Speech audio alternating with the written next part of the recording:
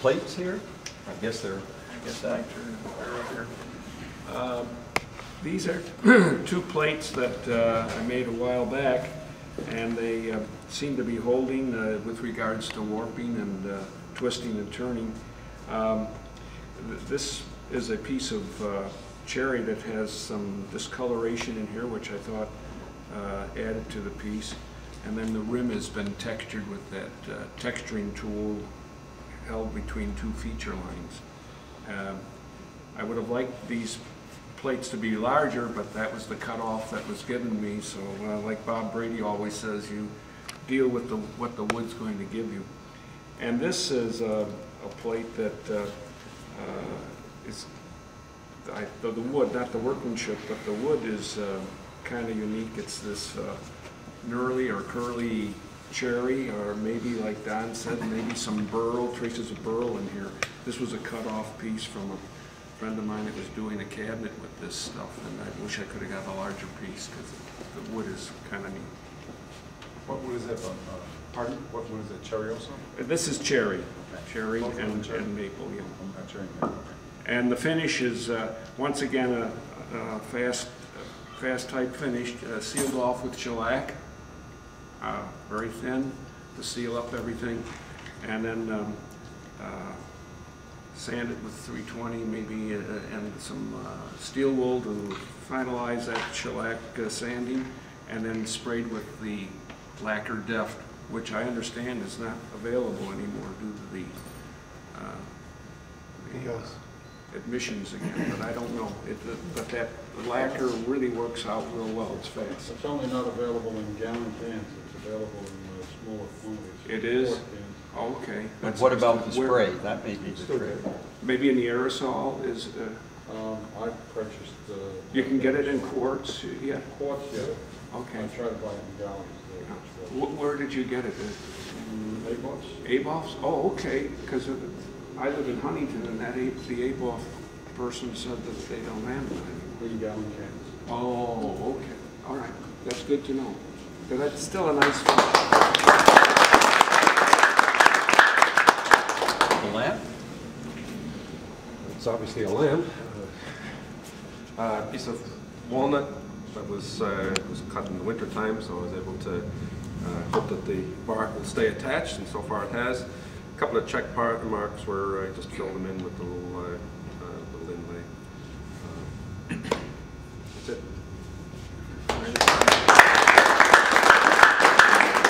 wanted to comment. Someone said that why didn't they hollow out the lamp?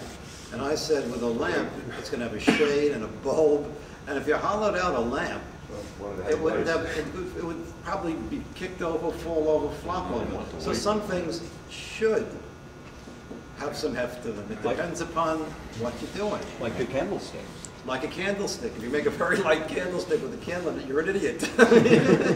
Tablecloth. Because you're going to burn your house down. So it's got to be appropriate to the piece. There's no given rule as to what's right and what's wrong. It's all what's in your head and what you want to do. Okay, go on. Is this yours, Steve? Yeah.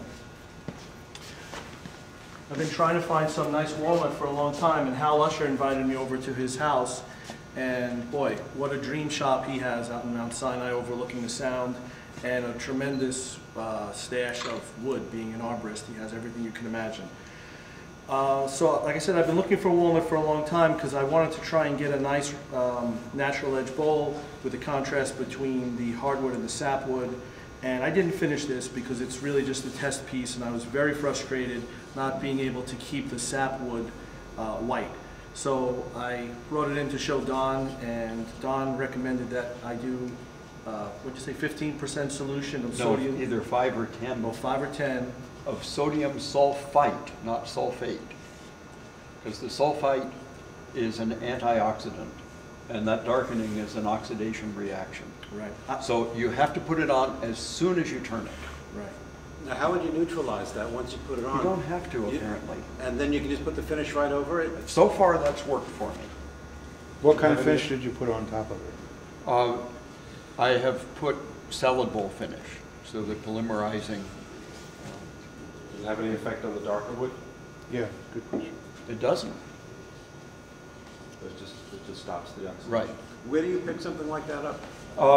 You can get it at any chemical supply company.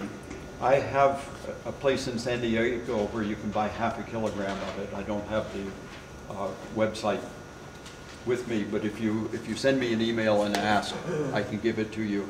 I also have an article that I think is coming out in the December More Wood Turning about this very problem. Tell them about the health problems associated with it. Yeah. A few people are very, very allergic to sulfites. If you can't have food that's been preserved with sulfites, then you obviously don't want to deal with it. Technically, they're toxic, but the fatal dose is something like half a pound for someone your size. So if you don't, if you only eat a Drinking it or bathing it? or just Half a pound of the powder. yeah. So after about 5 years of working with it, So this is the first, go ahead. Maybe we'll post the source on the new website. Yeah, I can do that. Sodium metabisulfite No, is, just- is readily available as in home brewing supplies. It's, metabisulfite. I'm not sure what the difference is I don't between. know what the chemical difference is either. But that's very easily available. I'll try to find out, home brewing supplies used for sterilizing containers. and probably because it's an stinks. antioxidant. Yeah, it's a sulfite stink. I mean, Oh, every time I oh, but it's a sulfide. sulfite, Sulfite? yeah, not a sulfur. I'll try to find out. Don, are there certain woods that are more susceptible to the oxidation? Well, the ones that I've seen that are particularly bad are cherry and walnut. And I've done most of my experiments on walnut, on cherry. And don't use bleach, because bleach acts as an oxidant, and it makes it worse, which is counterintuitive, but that's what happens. so you die sooner. Then later. So I probably won't finish this, and maybe next month we'll have something that's nicer and nice clean white sapwood.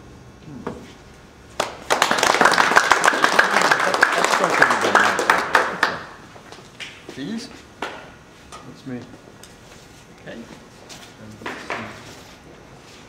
I got my glasses on. Don't sneeze. Marty's Forest. Marty's mini forest. Mini Forest. Okay. After last month's demo, I went home and I started cleaning up the shop of all these little cut-offs I have sitting around. I have a bunch of trees.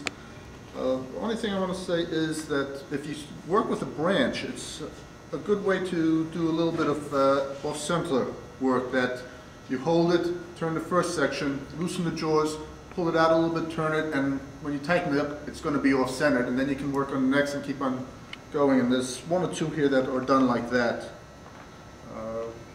Different woods, different finishes. And this is typically what's left in the jaws after I've done with the tree. So I try to, you know, use up the wood and not waste too much. My daughter asked me if I could make her a shawl pin. So I asked her, what's a shawl pin? She shows me in the catalog, and it's designed if you have a shawl to keep it closed so it doesn't fall off the shoulders. You would just take the fabric, push it a little through here, and take this and stick it through, and it would just cinch it together. So I made her one, and then she took that with her to college, so I made another one just to show a little project. Make it a little bigger, put it in the show and call it a hair thing. You could use that for her. That's what women As it use. is. With this? Or Yeah, this is a no, pin? no, I know they use... with the As it is, you can use As it. it is, As it is. and that they put their head, and then they How go does that like work? Yeah, try it, try it. Hey, Sean. Come on now, we want to see it.